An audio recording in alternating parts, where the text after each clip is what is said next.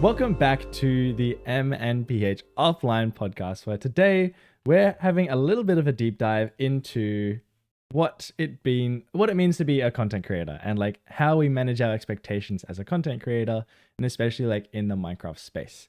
So if you're new here, it's been a while since we've done a little podcast. I am BH and this is M, and we are both from the Backyard SMP, and we get together every now and then just to chat a little bit about being a Minecraft creator and what that means, and all sorts of random stuff and little bits and pieces about Minecraft and what we like to do, because that's kind of why we're here. That's how we got together. That's how we're united. Today we've kind of changed it up. We're on the Backyard SMP server. Our season has started. We're about like 2-ish months in, almost. Yeah. Yes. And there's a lot of things. There's a lot has happened. But yeah, we're gonna pretty much jump right into talking about what content is. So first off, I'm going to ask you, what kind of content do you do? I do lots of building videos, specifically to Minecraft. I do some Backyard SMP stuff. We do some collaborations every so often, but mostly I focus on building videos in creative and do a lot of time-lapse stuff and mostly single player for that side. But obviously we got the Backyard SMP that we like to jump on every so often as well. Yeah. And so for me, I mostly try and do like my multiplayer content, which is always on the Backyard. Most of the time is on the Backyard, which is where I like to call home.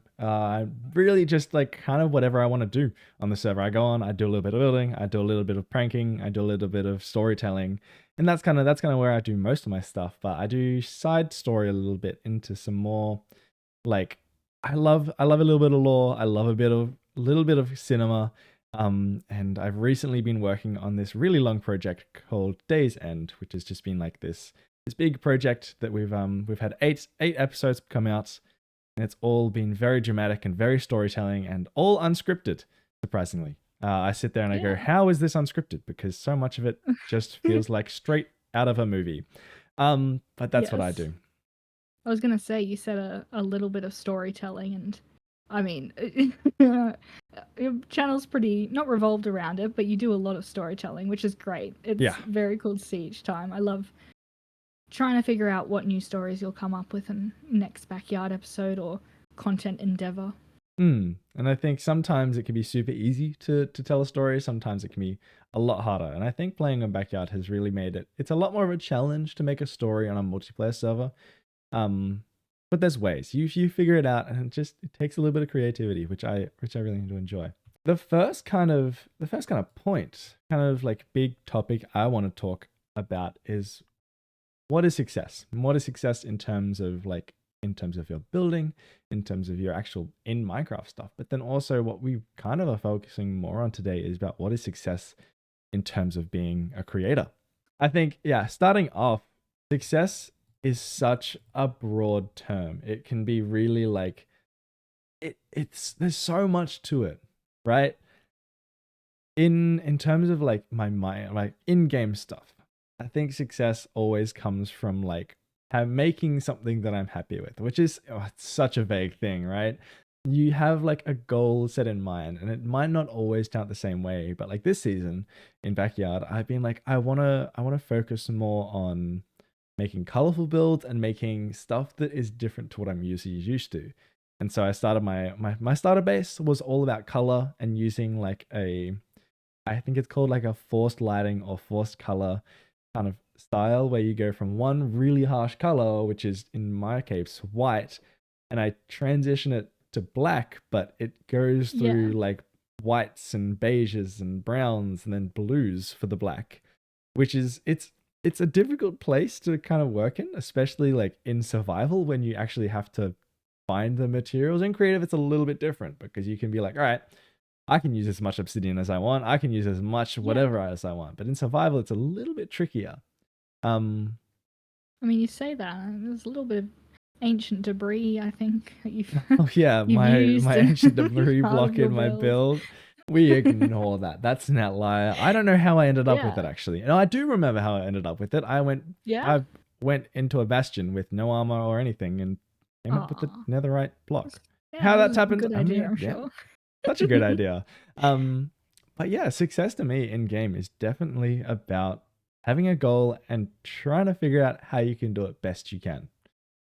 How about you? So for me, with success, especially in game, because I focus on a lot of building stuff, especially with more specific and weird kind of builds that I don't see often, um, I feel like I'm never going to reach a point of success. And it's not that that's a bad thing, but my goal in building in Minecraft and in game, I just want to create things that I haven't seen in the game before. I want to create art pieces that I find cool and are super easy to do in real life, or maybe super easy is not the right term, but they're more possible to do in real life than it is to kind of transfer it into game. So my definition of success is every time I do a weird build or something that's kind of out of the ordinary, I feel content or I feel successful after that. So it's good to try and go outside of your comfort box. The biggest way to see if you're being successful is how far you're willing to venture outside of the box that you've kind of created for yourself. Yeah, and that outside of the box thinking is I love that. I think as someone that organizes stuff like Backyard and like as a server, when I see creators that are willing to try and do something different, that's when I go like, you're going places. Like Yeah.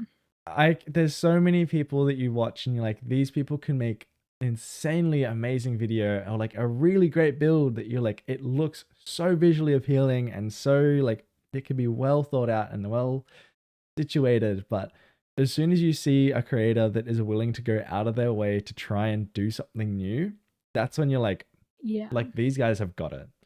And it's so inspiring to see. There's so many creators out there that you just go like, this is cool. This is new. It might like the production value can be so low, but you see it and you go like, damn, they are willing to really push the boundaries of what it means to make Minecraft content, you know? Yeah, and it's fun as well in the small Minecraft creator spaces. We get access to a lot of, well, not access, but we get to see a lot of those smaller creators who do a lot of stranger stuff that you wouldn't normally see just on your recommended. It's very cool to see just everyone do their own individual things on their channel. It's just I never got to see it when I got to watch a lot of Minecraft videos or gaming content when I grow up. When I grew up.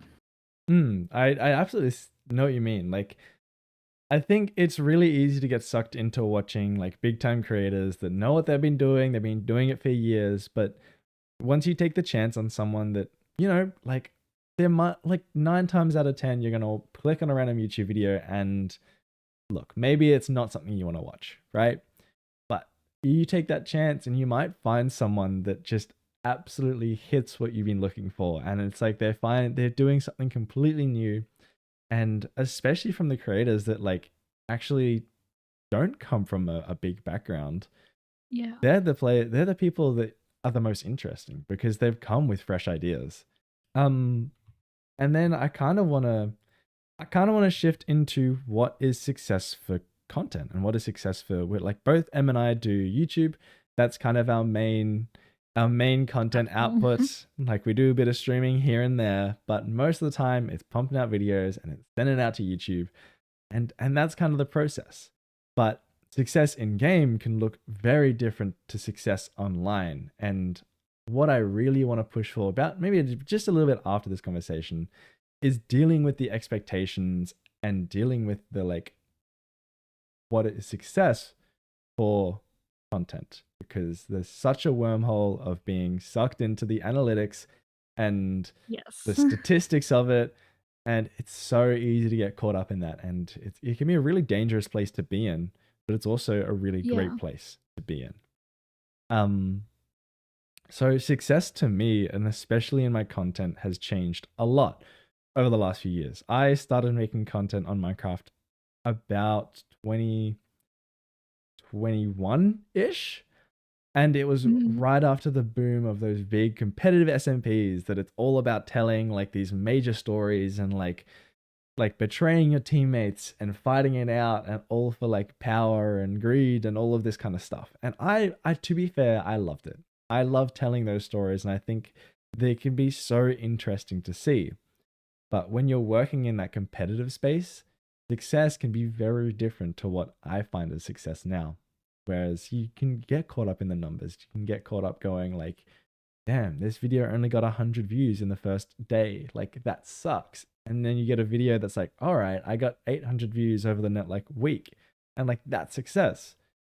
But I think as I've grown and as I've moved into a bit more of like a, not relaxed, but like just a different space, Backyard is much more about just having fun and just exploring what you can do in Minecraft, and in its own sense, kind of pushing the boundaries of what you can do in Minecraft. But I found that my definition of success has changed, and it's much more about how I feel when I've completed a video, completed a project, and feel like I've learned something. And I think that's the biggest Yeah. part for me is I spend hours upon hours in the dev room figuring out new ways, new techniques, new editing styles to like to test things out, see how it works. Sometimes it sucks. Sometimes it just does not work. But Yeah. maybe like, yeah, that 9 times out of 10 it doesn't work. That 1 out of 10 times where I'm like, this is cool. I like what I've done here. And it can be, most of the time it's unnoticeable for someone watching. But when I'm going back through and I'm editing and I see all the stuff that I've changed, I'm like, yeah, this is cool. I've learned something. I've done something new. I've found So success. yeah, I think you and I have very similar definitions of how content can be successful, how we feel about how it's successful. Just feeling content with what you've made, or even being proud of what you've made, is just the most important thing. And it's how you should define your success with content. If you're reaching for numbers and you're trying to only value your work based on that idea, it's not going to be a very good path, and it's not going to bring you as much happiness to create something you're passionate about and something you're proud of in the end. Yeah. And like that statistics, that analytics side, I think I'll be so real. Everyone falls into that trap. And it doesn't matter if you've Yes. been doing YouTube for 5 years, 10, or just started. Everyone is going to fall into the trap of looking at your stats and letting it affect you. It's like, I don't think a lot of people do YouTube simply to just do it, right? At least Yeah. a lot of the people that I interact with, we're all doing it because one, we love making content, and like I would still be doing content even if my views are getting 10 views. Like I would still be doing videos if my videos were getting 10 views and that was it. I love making videos, but at the same time, there's also the sense of accomplishment when a video goes well, and when you see people are enjoying your content, and that people are like, it goes well, it performs well, it reaches new audiences, and it's really like, it's really motivating when you get something like that happen. But when that drops down, and it will drop down, it can be absolutely flattening. And it's so easy to get caught into a feeling of going, my video flopped. I did a bad video. And the fact of the matter is, your video is not bad. It just isn't reaching the people that want to watch it. And I am absolutely for the idea that there's always going to be a target audience for something. There's always going to be someone that wants to watch you. But how can you expect to meet that person? How can your videos get to that person when there's so much other stuff, and it's all based down on luck? Like, you can Yeah. spend so much time really optimizing your videos and making them feel like absolutely every part of the video is meeting everything that I want, and I optimize the title, I optimize the thumbnail, and you can do everything like that. And that person might just miss the video, right? And so getting sucked into that feeling of like, my views aren't good, I need to work better on my thumbnails, and I need to make every part of my video engaging, I need to do everything like this, can end up being really just you get sucked into just feeling like, oh, my videos aren't good enough because they're not performing well. But in reality, your videos are amazing. Just keep it up. So in that same sense, I'm sure you felt the same. Yes, absolutely. Yeah, I when I started content, I definitely got sucked in the trap of analytics, which I know a lot of people do, but I've worked pretty hard to get out of that. And I'm no longer upset if my video doesn't do well. If I get at least one comment that somebody really enjoyed it, or someone said that they liked it, or they found the build cool, I am happy. It was worth it.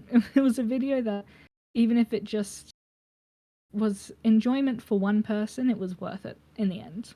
Mm. And I love that idea. It's just like, if you put something out and you enjoyed making it and someone else enjoys watching it, like, what a win. It's just, there's nothing Yeah. better. Well, I know the backyard definitely helped me get out of that spiral of analytics. When I had a very small amount of subscribers and I had BH reach out to me, and I think you had like 400 at that Yeah, time, around then. which, yeah, to me when I saw it, I was like, oh my goodness, I'm hitting the big leagues. It's time. I've made it.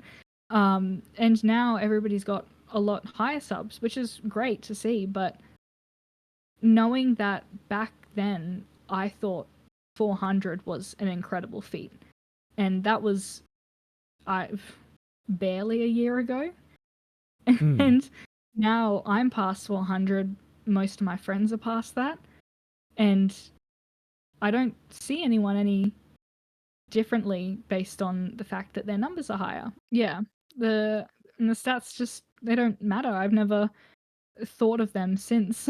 Yeah. I think you've been very inspiring for being able to pick out creators that are a lot smaller, because you see past the numbers. You don't look at a subscriber count and go, they should hop on the yard, or we should collaborate with them. It's, oh, this person has good content. This person has a cool vibe that we'd like to kind of interact with. It's pretty good. It's really good to see. It's a good environment to be a part of. Yeah, it's a really great environment. I remember, maybe this time last year, maybe just a little bit later. I think it was maybe about April, Mayish that we started doing playdates on Backyard. But on the first playdate, I actually had found Cinnabuns on YouTube, and at the time she was sitting at 6 subscribers. And as soon as I saw that video, I was like, I love her. Her style, her and like energy, her enthusiasm is just it just makes the videos so much more engaging. And yeah, so what if they have 6 subscribers? If I enjoy watching them, then they're just as good as me. Yeah. And as we've grown and as we've started interacting with bigger creators, and look, to be fair, are some of the creators that we're working with, even I'm going like, this is crazy. Like, Yep. I as I know. think I've said it before, like I have watched the loosest of Goose for like the last 2 years since he has started making the art videos and like the art theory stuff. And the wildest part is I still think anytime that I'm in a voice call with him, I'm going, I can't believe I'm talking to this person, because Yeah. I've been Slight watching him for the fangirling. last like 2 years and now we're like just besties. It's such a Yeah. strange vibe, but you really come to find that everyone else is just like you, having fun making videos. Yep, just playing Minecraft. And yeah, that kind of also leads me onto a point that I'd like to make. I've tried to live by a bit of a mantra for the last, I don't know, few months since I've kind of realized it. I try and strive to be who I'd like to interact with. So, as you said, with some of the bigger creators we're working with, some of them massive counts and incredibly humble, incredibly kind, and amazing to chat with, and their numbers just never have a part. Mm. But there have also been some other creators that have larger subs and we've had to interact with before that haven't been as kind or as nice, and ever since I've had kind of like both sides of the interactions, I've just decided I wanna be who I'd like to interact with. So anyone that comes up with to me with a small amount of subscribers or a smaller channel and they are asking for tips, I try and interact in a way that I would like to be interacted with. Absolutely. And it's such a nice feeling knowing that, everyone else is just doing what you're doing. And you're Yeah, not lesser than them because of statistics. You're the same. We're all just doing our thing, you know? exactly. The last kind of point I want to touch on is kind of managing your expectations and dealing with that sense of like, do I need to perform better? And I think we've all experienced it in somewhat in since Backyard starts.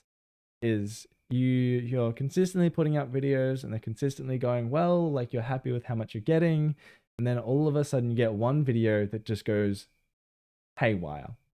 Like it just absolutely goes off and everyone's loving it and it's getting views, it's getting subscribers, it's getting watch time, it's getting everything like this. And then you're like, oh my God, like I've actually hit it. I've like done a good thing. And then you post your next video and it is back to your usual. And that can probably be the most flattening part about it because Yeah. you're all of a sudden you're like, I'm on top of the world. Like I've actually finally figured it out. I know what I'm doing. I know what I need to do. And it's not that. It's just that, one like it got pushed out to the right people. And it got pushed out to a lot of people. And yeah, your statistics say that you're doing really well, but managing that feeling of I want to do that again. I want to meet those standards again. I can't though. It's hard. It's so much harder than just doing the same thing that you did. So you have to really it's a really tough feeling to go from that Yeah. and then have to go, well, I'm happy with my 500 views. I'm happy with my 20 views. Like it's definitely tough. I had it last year and Yeah. I was like, oh my God, I'm gonna get monetized. I'm gonna meet the stuff that I wanted to do, and then I didn't get there. And it's going back to that feeling of going like, wow, I didn't think I was so engrossed in the statistics, but I clearly am. And I think it's a sense of, you want to succeed, you want to have viewership success, but how do you come off that? How do you distance yourself from being like, I did amazing on that one. My next one just flopped though. Yeah. Yeah, it can be very demotivating thing, but it is very important to kind of note, which you've already mentioned before. A lot of YouTube space, especially for small creators, is luck. Oh yeah. You're lucky if a lot of your stuff gets pushed out. Of course, YouTube does have a specific style that it does cater towards with specific kinds of like thumbnails or tags and stuff that the algorithm just prefers. But trying to balance that, wanting to get it pushed out and reached whilst also wanting to maintain your personal style can be very difficult for the algorithm to kind of pick up, Mm. and it's not always possible, and it can be very just demotivating for one video that just kind of hit the right spots, the algorithm liked it, decided to push, and then the next one just nothing. Yeah. It's just luck. Yeah, and it just circles back to like I think the way that I deal with it is as long as I'm enjoying what I'm doing, that's all that matters. You know? Yeah. Like I enjoyed my next video and yeah, so what, it got 500. I enjoyed making it. I enjoyed editing it. I enjoyed sending it out. And the people that watched it, if they enjoyed it, then that's good enough, you know? Yeah. And I I know over time I'm going to keep growing and I'm going to do better and I'm going to have videos that go really well, go really bad. But as long as you're enjoying it, that's the important thing to me at least. yeah.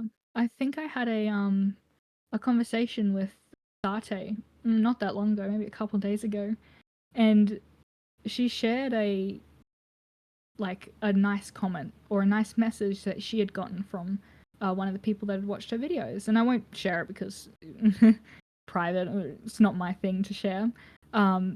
But she read out the comment to me, or the message, and it was so lovely.